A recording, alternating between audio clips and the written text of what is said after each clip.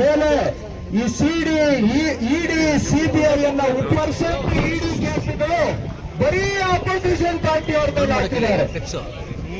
BJP ಸರ್ಕಾರ ಬಂದ ಮೇಲೆ ಏನಾದ್ರೂ ರಾತ್ರಿ ಹೋಗಿ ಬಿಜೆಪಿ ಸೇರ್ಕೊಂಡ್ರೆ ಮಾರನೇ ದಿನ ಅವ್ರಿಗೆ ಎಲ್ಲಾ ತೆಗೆದು ಅಂತ ಕ್ಲೀನ್ ಚಿಟ್.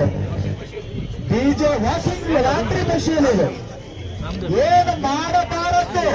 ತಿರುಪತಿ ತಿಮ್ಮಪ್ಪನ ಹುಟ್ಟಿಗೆ ಕನ್ನ ಹಾಕಿ ಹೋಗಿ ಬಿಜೆಪಿಗೆ ಸೇರ್ಕೊಂಡ್ರೆ ನಿಮ್ಮ ಪಾಪ ಎಲ್ಲ ಬಿಜೆಪಿಯವರು. ಕಾಂಗ್ರೆಸ್ನವರು ಮಾಡ್ತಾ ಇರೋ ಹೇಳಿಕೆ ಅಲ್ಲ, ನಿನ್ನೆ ಸ್ಪೆಷಲ್ ಕೋರ್ಟ್ ಆದೇಶ ಇದಕ್ಕೆ ಸಾಕ್ಷಿ.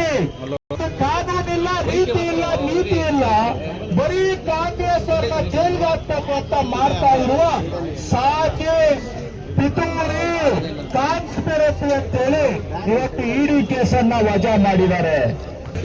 ಚೀಮಾರಿ ಹಾಕಿದ್ದಾರೆ ಅವರಿಗೆ. ಪೊಲಿಟಿಕಲ್ ಪಾರ್ಟೀಸು ಬೀದಿಯಲ್ಲಿ ಹೋಗಿ ರಾಜಕೀಯ ಮಾಡಿ